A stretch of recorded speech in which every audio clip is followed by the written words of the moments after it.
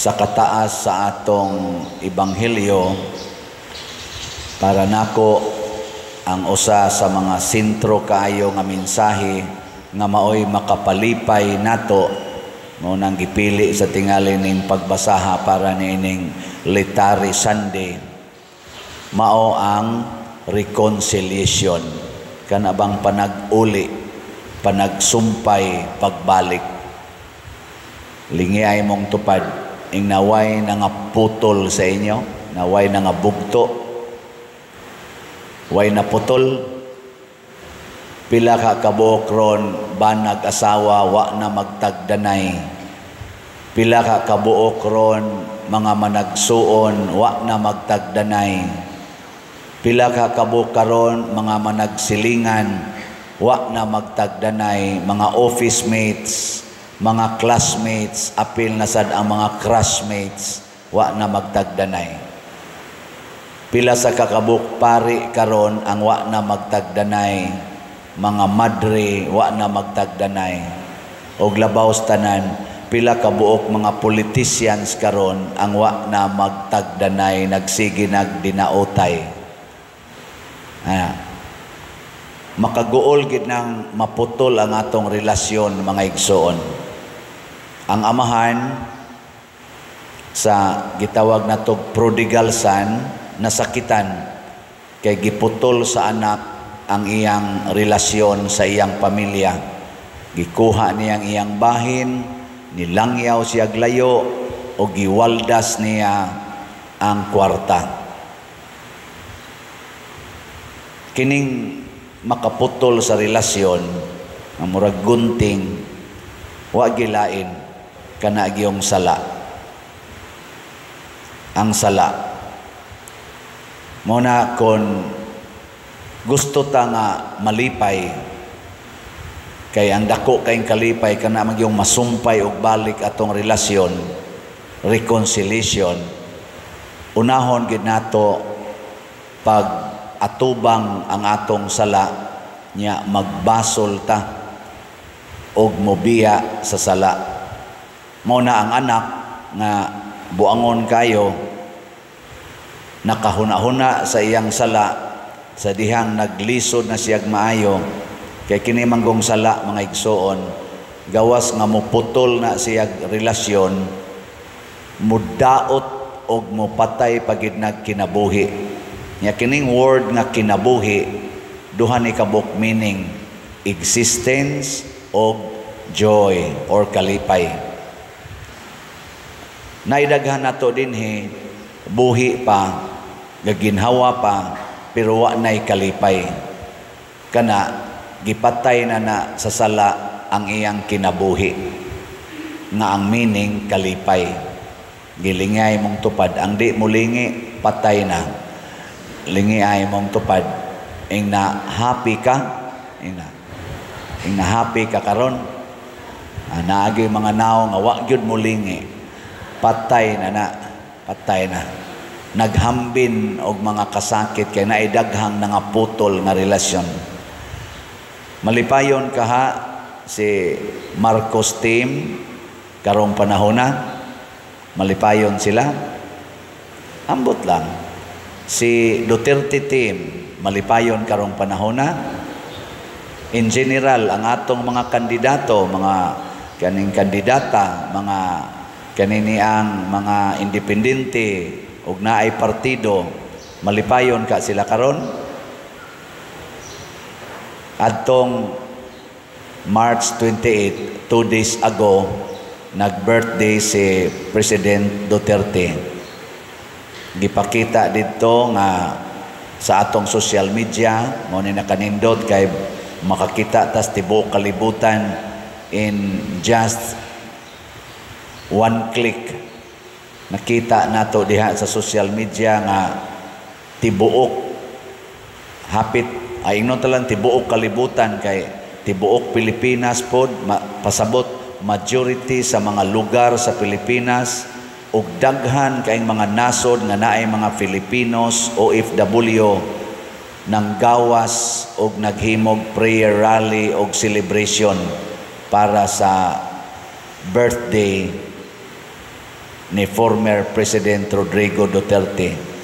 Wala pa'y tao sa tibuok history sa kalibutan nga politician, government leader, presidente for that matter, nga gihalaran og samang kanini ang pagpasidungog nga matud pas estimate niabot ko og mga 10 million katao ang nagdungan o gawas o nagpundok-pundok labi na gid dinhi sa atong nasod aron mosaulog dili sa kalagot nasa may ubang naglagot no dili sa pagsigi og kananaang kasubo kung dili kalipay nga nagsaulog sa 80th birthday. Ang ilang gipanghandom ang mga buhat ni former President Rodrigo Duterte nga mao'y nakatandog nila. Although naasay mga buhat si former President Duterte nga nakasakit sa balatian sa pipila nga mga Pilipinos o katawhan. Mga igsoon, si Jesus mausad ang iyang nahitabo. Naay pipila nga nasakitan sa iyang gipangbuhat apan kinabag-an sa katawhan sa kalibutan hangtod karon nalipay gyud sa gibuhat ni Jesus. Mao ni siya ang timaan nga nabuntog nato ang sala. Si Jesus perfectly gibuntog niya ang sala. Jutay ra ang nasuko o gipatay siya, daghan kayong nalipay hangtod karon. Si President Duterte, doon na sa siya gitawag og war against drugs, against corruption, against terrorism sa atong nasod. Paglingkod niya pagka-presidente. Dili perfect ang iyang gihimo, daghang sang nasubo, daghang nasakitan, daghang nagduda. Pero nakita nato karon nga kinabag-an di ay sa mga Filipinos na lipay sa maong buhat niya. Ingnon talang kinabag-an kay wa may nigawas sa daan nga daghan sama kadaghan adtong nanggawas pagsaulog sa iyang birthday og mihandom sa iyang pagdumala sa atong nasod. Dili kalikayan nga naagay masumbo sa atong buhaton na asay malipay, pero ang nindot kung daghan ang malipay, jutay ang masubo.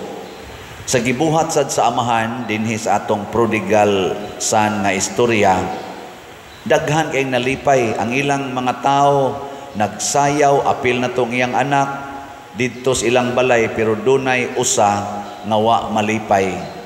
Kinsa man? Ang maguwang wa malipay. Jutay ra, usa ra siya, pero the rest nagsayaw, nagngaon, nagparty. Gilingi ako no imong tupad. Ing na nalipay ra ka ni digong.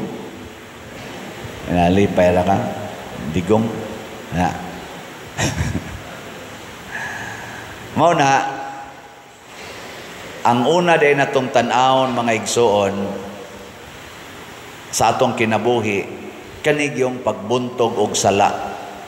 Kay once mawagtang na ng sala, ang reconciliation dali kay himuon. Mawa na ng imong anger, imong pride, imong lust, kana na ang imong greediness, envy, laziness, gluttony. Mawa na gani na siya sa atong kinabuhi or muminos na siya, munindot dayon ang relasyon. Unang iampo nato ang atong mga leaders sa simbahan o sa atong gobyerno nga ang ila untang buntugon ang sala. Muna ako sa nang balik-balikon din unsa man giroy nagunang sala sa atong katilingban. Kana bang gitawon tog public sins? Maguna ginang corruption, graft and corruption, billions ang atong nawagtang ana, makasubo kaayo niya dayon kaning drugas nga maoy ni himong mga adik sa daghan kay nato rong mga tao niya kanina sang violence, patay related sa nis drugas karon hapit kada adlaw kadungog na sa tag gipangtulis, gipatay ana kahada adlaw tungod gyapos drugas niya kaning atong gitawag og immorality, sexual immorality, prostitution, ana kinabitay ug uban pa mga sala man nga makabungkag o kaning pagkakuwang nato sa gitawag nila accountability o transparency sa ato mga officials sa gobyerno nga naglingkod diha sa mga panudlanan o mga opisina. Wa sila siging pamakak, sige ning mga fake news sa atong mga social media. Mga sala man nga makapagubot nato. Mamiya na ta. Diri sa unang pagbasa sa dihang nisunod na gyud ang mga tao sa Ginoo, nabalik dayon ang ilang gitawag og kaugalingnan, freedom. Nya nisugod na sila kaon sa mga pagkaon nga ilang nadawat gikan sa yuta nga ilang giugmad ang gisaad sa Ginoo ug nawagtang na sa tong mana katong magsigig-uwan ngano man kay na balik naman sila sa pagkagawas noon, dili na sila mga dinaog-daog ug ulipon. Mo nang nakaingon ang atong tubag sa Salmo, tagamtama sa to tanawa unsa kamaayo ang Ginoo. Gilingay imong tupad ing na nakatilaw na kas kaayos Ginoo. Katilaw na mo. O wa gani katilaw ang imong tupad patilawa. Kinsa may mo patilaw niya sa kaayos Ginoo kita. Unsa may atong ihatag gugma, pasaylo ug pag-alagad. Diri sa atong ikaduhang pagbasa, hisgot na sa diri og reconciliation na niingon diri ang Dios wala mag-isip sa ilang mga sala o gihatagan kami niya sa mensahe unsaon pagpakig-uli kanila ngadto kaniya ang kaning mga makasasala dili din na iphos Ginoo atong sala kung dili makig-uli kita muna kung ato ning itan-aw dinis atong simbahan kining tanan nga namalit og slots kamong sigig palit og slots nakahatag mo kalipay nato. Congratulations. Pila na may atong slot karon. Ang atong SBF DAG para sa kumbinto 53,987 na atong halin, 6,013 slots na lang ang nahibilin, tag 500 pesos per slot. Naasad ni 16 slot challenge nga tag 8,504 ang atong nadawat na. Nya katong atong God's Healing and Deliverance Powers, GHDP, para nis atong Holy Week celebration o Fiesta celebration, 13,886 na ang atong halin, dako-dako pangkuwang, napay 56,114 ka slots nga available tag 100 pesos per slot. Naasad ni siya ay 12 slot challenge nga tag 1,200, 490 na ang atong nadawat. Nya katong atong itabang ni Father Arnel ang haligi para ni Mama Mary HPMM 8,752 na ang atong halin, naapay 3,248 ka slots nga available tag 100 pesos per slot. Nani 20 slot challenge nga tag 2,064 na ang atong nadawat. Atong pakpakan ang atong namalit og slot. Salamat kayo. Unsa bay nahitabo aning namalit? Ilang giwagtang usa ang sala sa kadaw, kanang kadaw. Nabuntog nila.